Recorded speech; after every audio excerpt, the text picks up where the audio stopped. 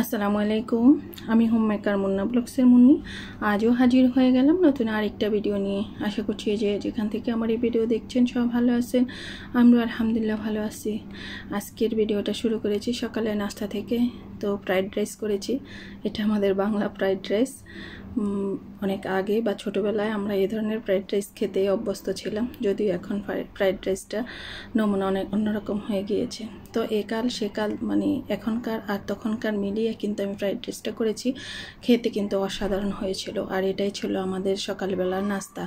আর এই যে আচার দিয়েছিল, এই আচারে যে তেল ছিল সেই তেল দিয়েই আমি কিন্তু এই ফ্রাইড রাইসটা করেছিলাম। তাই একটু ঝাল ঝাল ছিল, খেতে কিন্তু অসাধারণ ছিল। যেহেতু আচারের তেল এমনিতেই খেতে ভালো লাগে, তো সেটা দিয়ে নাস্তা করে নিয়েছিলাম আমি, তিতলি আর তিতলির বাবা।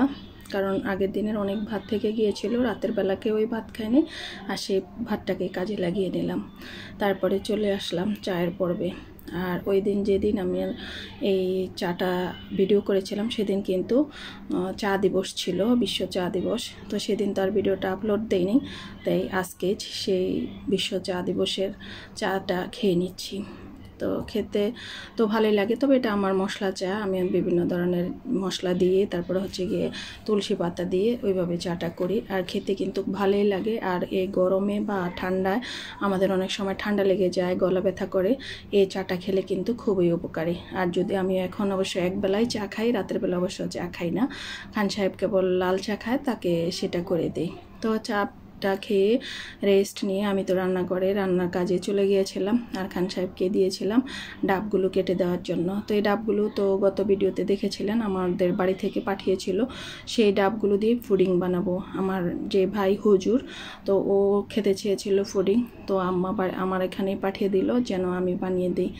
তো আমি সেটা বানিয়ে দেওয়ার জন্য খান সাহেবকে দিলাম। আর দেখলেন তো তিনি কিন্তু ঘরটাকে কী অবস্থা করে দিয়েছে ডাব কাটতে গিয়ে।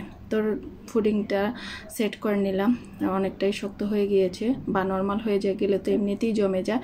তো এখন ফ্রিজে রেখে দেবো। এই লাল মানে রুটির বক্সে যেটা রেখেছি সেটা আমাদের জন্য রাখবো, আর এই যে রসমালাইয়ের বক্সেরটা বাড়িতে দেব। আর হচ্ছে যে বাটিতে করেছি সেটা আমার যে ভাই খেতে চেয়েছিল, সে তো আসবে নিতে, তাকে এই বাটিটা দিব, তার জন্য আলাদা করে রেখে দিলাম। তারপরে চলে আসলাম রান্নায়। আর রান্না করব হচ্ছে গিয়ে মুগ ডাল দিয়ে আর কাতল মাছের মাথা দিয়ে। তো আমি যেভাবে মুড়িঘণ্টটা রান্না করি সেটাই আপনাদের সাথে আজকে শেয়ার করব। তো মাছের মাথাগুলোকে আমি লবণ হলুদ দিয়ে মেখে রেখে দিয়েছি অনেকক্ষণ আগে। আর হচ্ছে গিয়ে চুলা একটা কড়াই বসিয়ে দিলাম।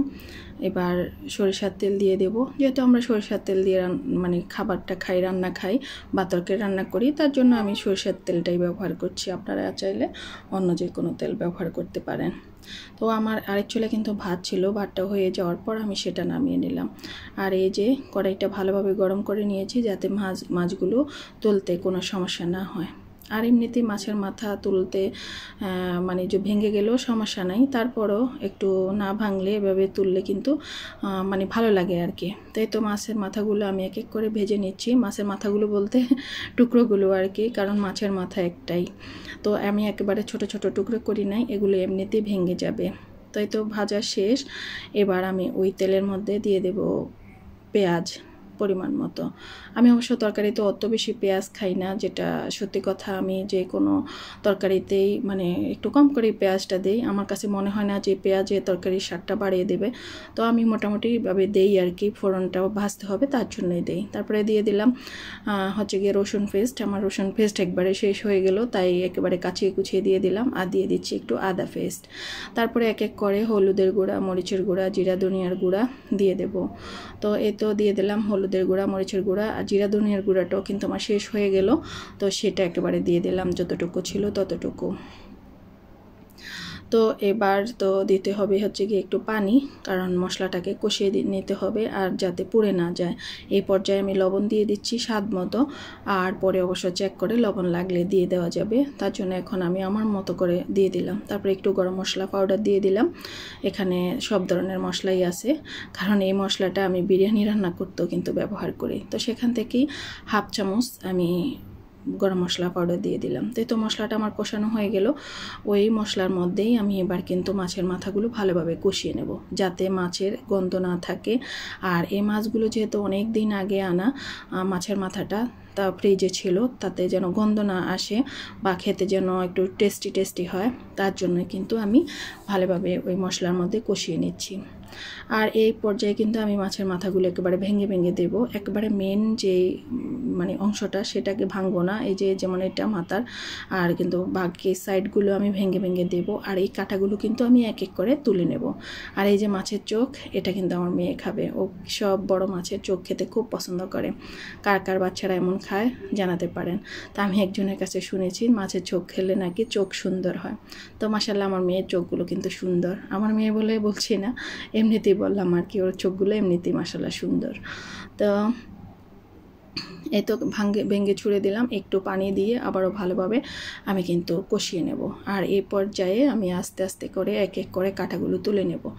আর এই দেখেন কাঁটাগুলো যদি রাখেন তাহলে কিন্তু কেমন যেন একটা জঙ্গল আমার কাছে মনে হচ্ছিল। তাই এই পর্যায়ে আমি আস্তে আস্তে করে কাঁটাগুলো তুলে নেব, যাতে দেখতেও সুন্দর লাগে আর খাওয়ার সময় আমার বন প্লেটটা যেন ভরে না যায়, তার জন্য আর কি।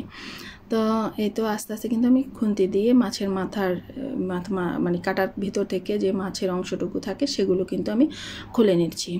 জানি না এই পর্যায়ে কেউ আছেন কি না, যদি থেকে থাকেন প্লিজ একটা লাইক দিয়ে দেবেন।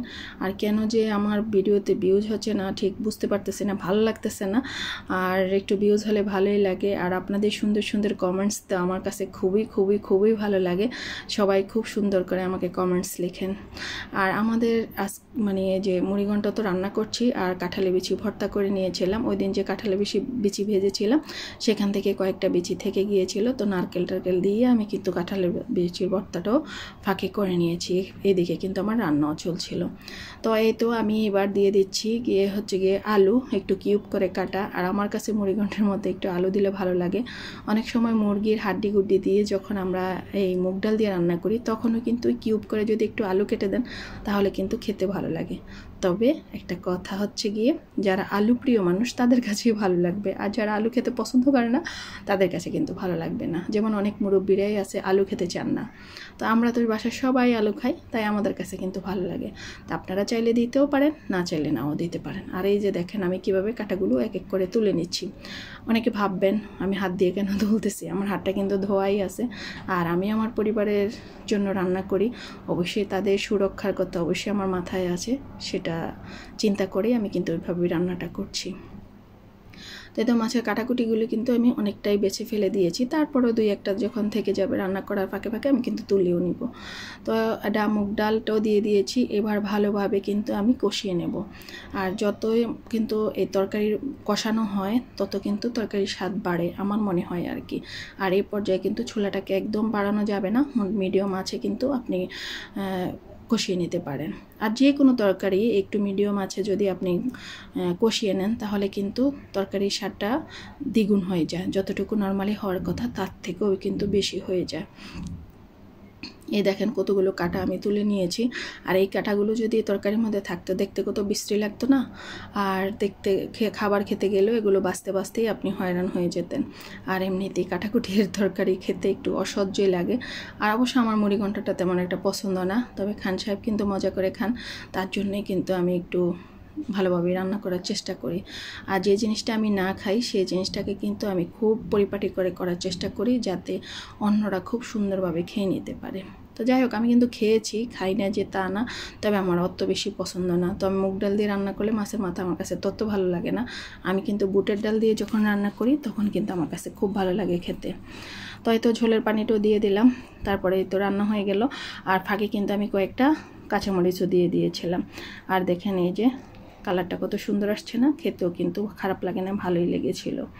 তো আমার মুড়িঘণ্ট তো রান্না শেষ, ভাতও রান্না শেষ হয়ে গেল, ভর্তাও বানানো শেষ হয়ে গেল, আর এদিকে আমার ভিডিও শেষ হয়ে গেল।